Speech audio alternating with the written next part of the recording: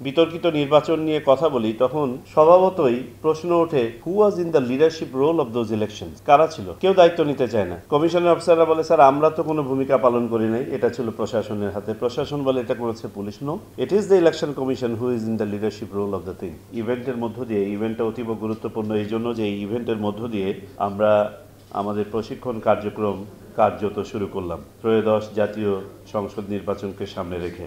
এবং এই প্রশিক্ষণটা আরও একটি কারণে অতীব গুরুত্বপূর্ণ যে এটা টিওটিরও উপরের ধাপ, অর্থাৎ আপনারা প্রশিক্ষকদেরকে ভবিষ্যতে প্রশিক্ষণ দেয়াবেন, সেই প্রশিক্ষকরা আবার মাঠ পর্যায়ে প্রশিক্ষণ করাবে। সুতরাং আপনাদের প্রশিক্ষণের মানটা হতে হবে সর্বোত্তম এবং এখানে কোনো বিষয়ে কোনো ধরনের যেন অত্যুক্তি না থাকে, যেন আন্ডারস্ট্যান্ডিংয়ের কোনো ভিন্নতা না থাকে। আমি ব্যাপারটা এই জন্য উপস্থাপন করলাম যে আপনারা জানেন আপনাদের এখানে যে কোর প্রশিক্ষণের উদ্দেশ্য যেটা করা হয়েছে, 1 নম্বর উদ্দেশ্য যেটা রাখা হয়েছে যে জাতীয় সংসদ নির্বাচনের জন্য সংবিধান, আরপিও, নির্বাচন পরিচালনা সংক্রান্ত জরুরি কার্যপ্রণালী, বিধিমালা ইত্যাদি সম্পর্কে পরিপূর্ণ ধারণা প্রদান।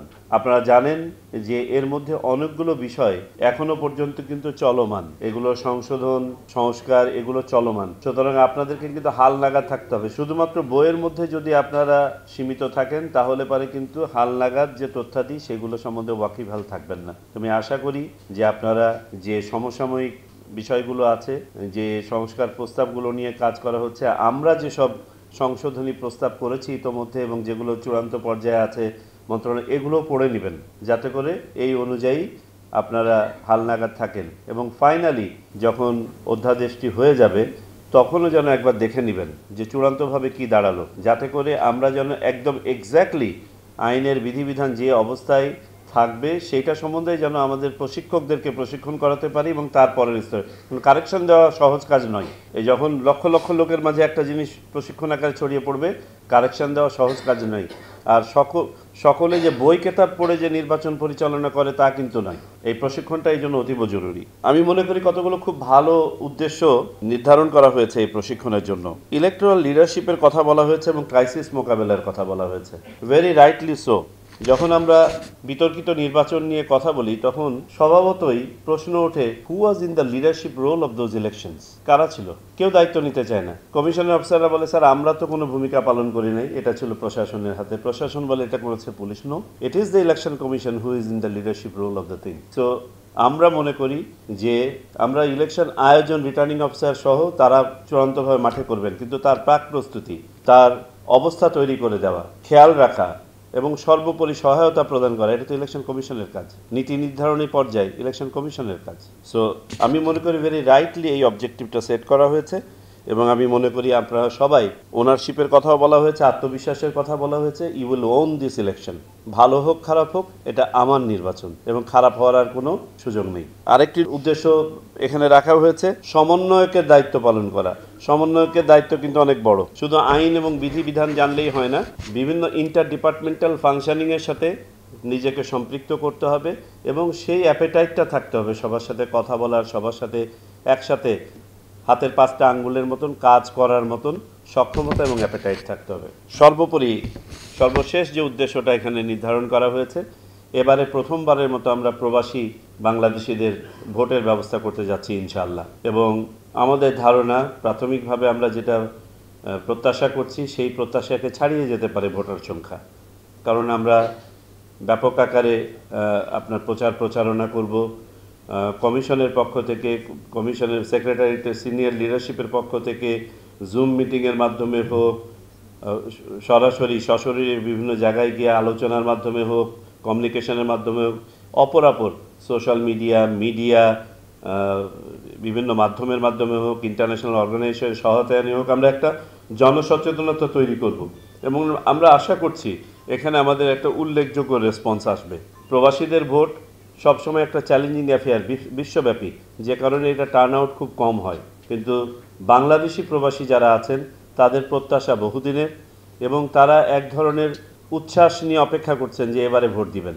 এই বিষয়টা যাতে অত্যন্ত সূক্ষ্মভাবে সম্পাদিত হয়। আমরা জানি এটা ট্রায়াল অ্যান্ড এররের মাধ্যমে হয়তো উন্নত হবে।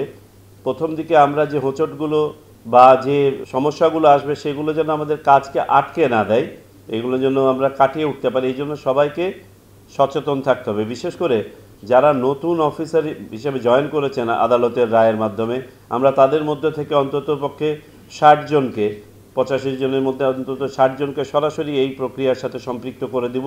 এই প্রক্রিয়া সম্পন্ন না হওয়া পর্যন্ত তারা সহায়ক ভূমিকা পালন করবেন এটার সাথে, এবং তারা এটার সাথে থেকে কাজও শিখে যাবেন ভবিষ্যতের জন্য, যেহেতু তাদেরকে এখনই মাঠ পর্যায়ে নিয়োগ দেওয়া হচ্ছে না। আপনারা যারা আজকে এখানে প্রশিক্ষণ নিচ্ছেন, আপনাদেরকে অনুরোধ করব বিশেষভাবে এটা সম্বন্ধে ওয়াকিবহাল হবেন, এবং প্রতিদিন এখানে একটা সেল খোলা হয়েছে, আপনারা সম্পৃক্ত থাকবেন, জানবেন, বুঝবেন, এবং এই যখন মাঠ পর্যায়ের প্রশিক্ষণ দেওয়া হবে, বিশেষ করে রিটার্নিং অফিসার, সহকারী রিটার্নিং অফিসার পর্যায়ে, এমনকি প্রিজাইডিং অফিসার পর্যায়ে, যে কিভাবে এটা সম্পাদিত হবে, ভোটার তালিকায় কিভাবে এটা রিফ্লেকশন আসবে, তাদের এখানে আমরা কিভাবে আইডেন্টিফাই করব যে সশরীরে আবার কেউ হাজির হয়ে গেল কিনা, এই পদ্ধতিগুলো সম্বন্ধে ওয়াকিবহাল হবেন। পাশাপাশি আপনাদের মাধ্যমেও কিন্তু আপনাদের আত্মীয় স্বজন, পরিচিত জনের মাধ্যমে বিশ্বব্যাপী এই তথ্যটা ছড়িয়ে যাবে যে আগামীতে প্রবাসে যে আমাদের বাংলাদেশি ভাইরা আছেন, ভাই বোনরা আছেন, তারা সবাই ভোট দিতে পারবেন।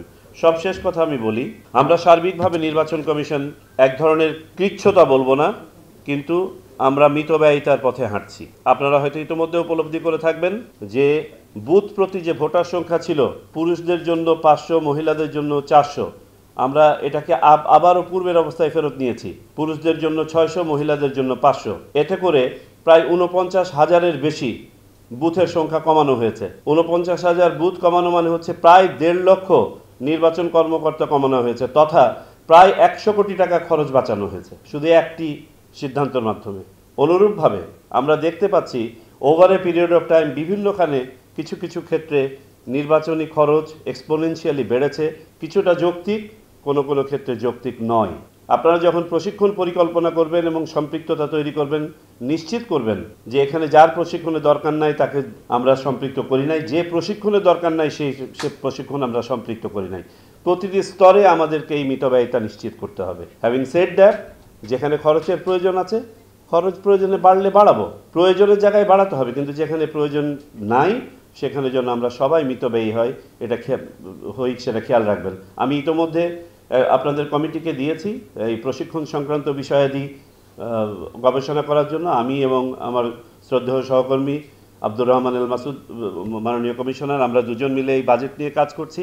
আমি আশা করব আপনারা আপনাদের বস্তুনিষ্ঠ উপাত্ত দিয়ে আমাদেরকে সহায়তা করবেন। আমি এই বলেই শেষ করছি, আসুন আগামী নির্বাচন, যেটা ইনশাল্লাহ বাংলাদেশের ইতিহাসে একটি দৃষ্টান্ত হয়ে থাকবে, সেইটা যেন হয়, সেই উদ্দেশ্য সাধনে আমরা সবাই সৎভাবে, সক্রিয়ভাবে অংশগ্রহণ করি।